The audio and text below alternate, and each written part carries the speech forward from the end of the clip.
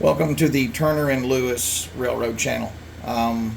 If you've noticed on my channel here, for the most part here recently, you've seen a lot of train running videos where I've been testing track and just running trains. That's one of my most favorite part of the hobbies. Just giving you a heads up, I am not some fancy film producer. I do not have editing equipment. I am just a guy with a cell phone. And I'm sure you can see that in the previous videos that are on this channel. Now if you go back, you'll see different videos on this channel that I've made where I've done some kit bashing work and some custom work. I do custom paints for people for their locomotives. If they have a short line railroad, they want a certain scheme on their own personal schemes, that kind of thing. And as it goes, I've recently purchased a small building. And when I say small, it's small, but it's mine. I bought an old moving van box off the back of a truck. It's 16 feet long by 9.5 feet wide, I think. And that moving van box, I closed off one end of it, insulated it, put an air conditioner in it, and I've laid track. I've got a small yard and a small shelf and an oval, and now I'm on my way to the top shelf, and so I'm doing some scenery things. I've always wanted to, my railroad is a coal hauling railroad, so of course hauling coal you will need scales. And I thought, and this is what I get for thinking when I'm not used to it, but I thought, you know what, I'll do a video on how I make these tracks. Now I'm not sure if what I'm going to do is going to work out, and if it works out, that means that I'm going to post this video. If it doesn't work out, well, you'll never see this video. But just to kind of give you a brief explanation, this is Cornerstone's kit number 933-3199. Of course, as you can see, it says track scales. And if you notice, you have a single set of tracks right here, and then you have a double set of tracks here. This is the light duty scales. These are heavy duty scales. I noticed something else about this. The older pickup truck versus the newer pickup truck, the older clothing versus the newer clothing, the older rolling stock versus the newer rolling stock. Kind of thought that was interesting. Maybe it's also an era thing. Now, I'm not a scale man. I've seen some scales in my time. In fact, at our steel mill, we also have railroad scales there. They have to be certified out every, I think this every 2 weeks is what the guy said. You do not roll cars over a set of scales just to roll cars over, just to get from one side to the other. At our mill, we have the standard light duty scales like these, but there is a siding that goes around, and they're not using these scales. Scales are very expensive to maintain. So the more that you roll across them, the more that you're using them, and of course, the more that you have to work on them, and that's what they try to prevent. Again, I'm posting this video to show you the track work. Now, speaking of track work, I am not a track work guy. In this hobby, there are many facets. Some people like to paint, some people like to weather, some people like to do custom builds and custom kits. Some people enjoy laying track, building the whole turnout from basically scratch. Also the diamonds and the different things like that. And I mean, it takes some skill. When you lay tie by tie and you put down railroad spike by railroad spike, and you make sure that that rail is in specs to be ran, and some of the work these guys do is just a knockout. It's gorgeous, but that's just not me. I don't have the patience that those guys have, so I don't do track work, and that's why, again, I'm posting this video, because I'm going to use the things that I have to lay this track. I noticed something else about this photograph. I don't know if you notice it here while we're looking at it, but they didn't do the track work on this. Look up there in the corner right there. Try to get the glare off of it. See, the rail just goes up to where the car is. I wonder if that's what that old boy right there is looking at. He's like, car's on the ground up there. Maybe. Anyway, So I got the instructions out, and I've already been in the box. I ain't gonna lie to you about that. I've already been in the box when I decided to do this. I've already been in the box. And the idea, well, let me just show you these instructions first. So here's your instructions. If you notice there, it's got light duty scales, and then of course the heavy duty scales. Heavy duty scales is showing you the 4-track system. The light duty scales is showing you the 2-track system. This was something I found rather odd, and I'm not mad with them about it because we have Google these days. But if you notice number 4 here, it says glue the plates 5 into the holes. I'm sorry, that was number 3. I'll eventually figure out where I'm at. Then it says this scale has provisions for 4 rails to represent the track where the cars are weighed. The rail closest to the shed, and the 3rd rail, that's where the cars are weighed. And the track that the locomotive would roll on is the remaining 2 rails. That would be the outside track, away from the scale house. Cut the ties from the tracks, not included, and glue onto the base between the 2 bolt plates. Note, if you wish to replicate the 4-rail system, see Model Railroading, that's the magazine, June of 1987, Model Railroader, April of 1999, and Model Railroader of August of 2000 for reference tips. That is absolutely amazing. Of course, like I said, I Googled it, and they showed how this is done. So, give you a little bit of schooling here on a turnout.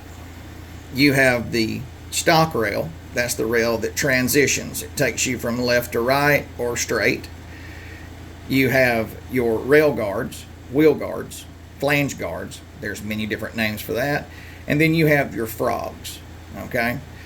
Now, we're not going to need any of this up here at all. What we need is the stock rails. And so here's what I'm thinking. Let me pause and set up the platform, and then I'll show you what I'm thinking. So just bear with me. Okay, so here's the platform. And these are some stock rails that I had. Yes, they look grungy, but it's because they've been in storage along with just about everything else that I have. They go neatly, and this is 100, code 100 rail, and it fits perfectly between your tie plates here. Not that any other wouldn't. I'm just saying that I'm using code 100. A lot of guys, they like the smaller code rail. I do too, but 100 to me is just a bigger rail. It's easier for me to see. Old guy like me has to have it. Alright, so that's the way it's supposed to look. And as I said, I'm going to cut this about right here, and I'm going to bend these 2 rails. And so let's see here if I can turn this without making a big mess.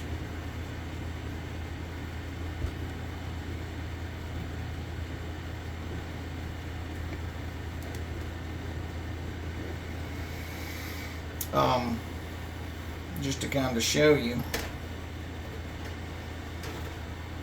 this is an old piece of scrap rail, but it's Atlas straight. You notice right there that looks like that's in gauge, and of course that one does too. So what we want to do is we want to cut this and bend these track here to go on the inside, since this is a left-handed turnout, go on the inside. And then of course your straight track is going to go to the outside. How am I going to cut this, you ask? I'm glad you asked. I'm going to use a Dremel. This is my trusty Dremel. If you're going to Model Railroad, I suggest that you buy yourself a Dremel. That's one of the best tools that money can buy when it comes to doing this. You notice it has a brass brush on it. I use that to clean these old grungy rail tops. It's soft, so it don't scar and mar up the top of the rail head. And in order to cut rail, I use a friction blade that came in a kit. In fact, I got a whole box of, or a whole thing of friction blades, and they're perfect for cutting this rail.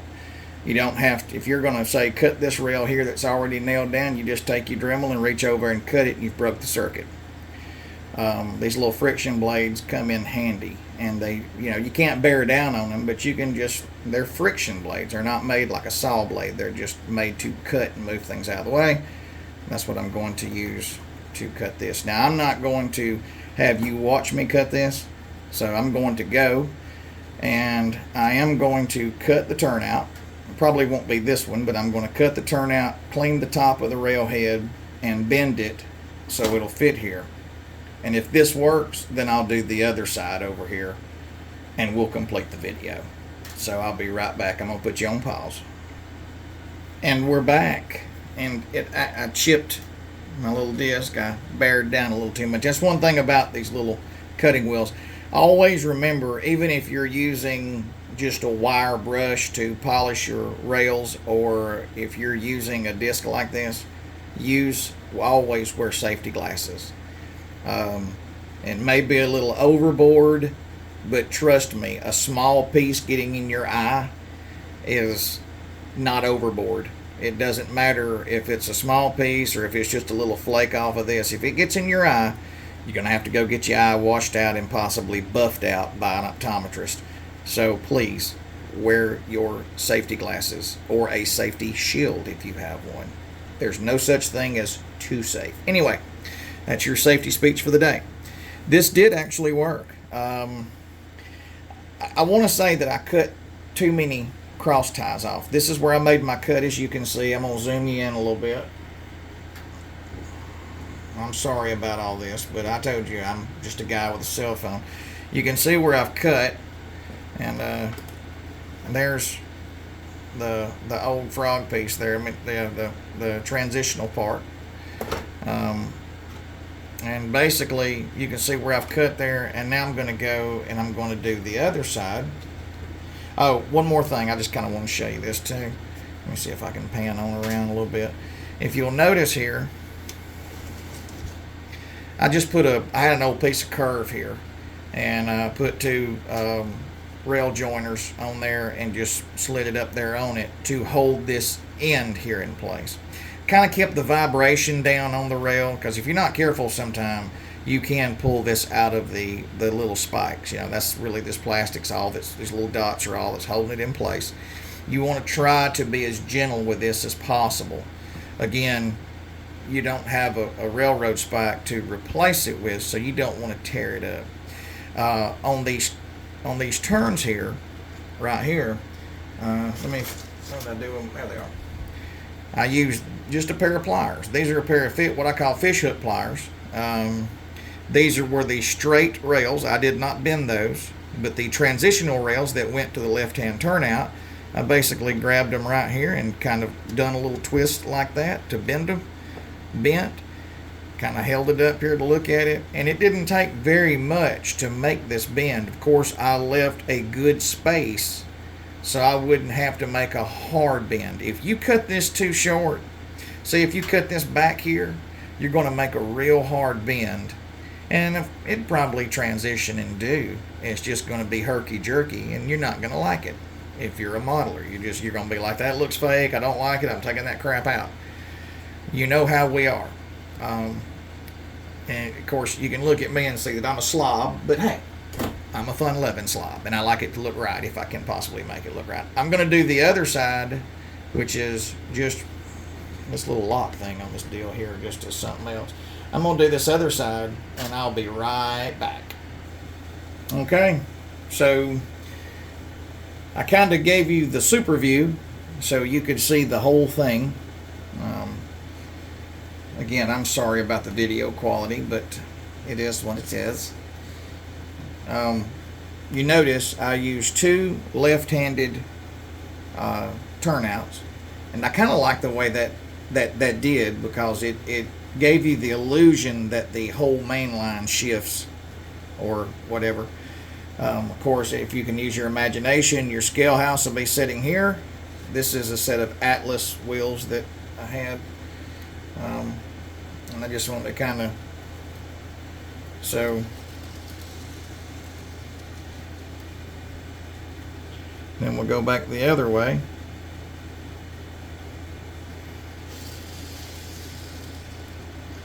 Worked out actually pretty good, considering that I have no idea what I'm doing.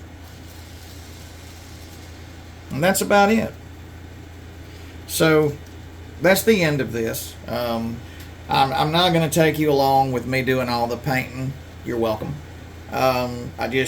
If you want to see the finished product, I know it's going to be in some videos in the future. I don't know how much far away the future, but it's going to be in some videos.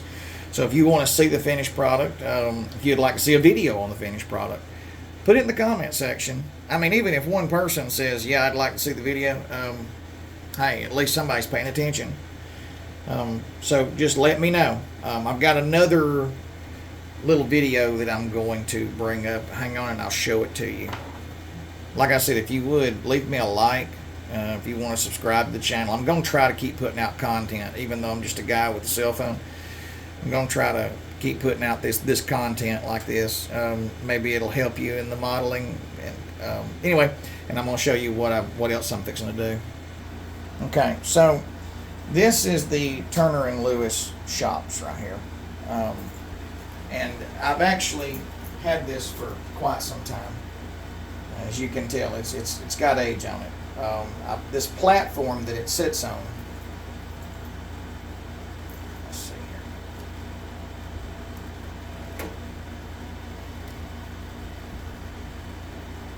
This is just I built this little runway to go on it, and I built this old junker crane to go on it. And it does have a crane trolley with a little small remote, and it goes right here. The locomotives, there's nothing to, it's very close, but it's, you know, it's made to, the little crane's made to pull motors with. This is, I just built this platform right here. And I've been kind of fooling with this. Of course, I put these boards in. This is just basswood that I got from Hobby Lobby. I took that and cut that up in small pieces. I don't know if you can see that or not. Let's see here. Draw that in just a little bit. But that's basswood. And the idea that I have is, you know, locomotive shops are big. They're not just small places. Now, when I bought this little shop here from Rick's or Pike's, whoever, there's two different names. But when I bought this, it was called the Shops. And I like it, but I want to do some changing to it. I actually want to raise this up, and I want to put, now I will have to cut it down, but I bought this big Walthers crane right here. And of course it's got a cab and all that, but I'm going to cut this down so it'll fit, of course. I want to raise this up, and I want this to be an open face type shop. I want these going. And if you want to see that, I'll do a video on that, kind of showing you the progression. If you don't want to see it, hey, that's fine too. I like doing stuff like this.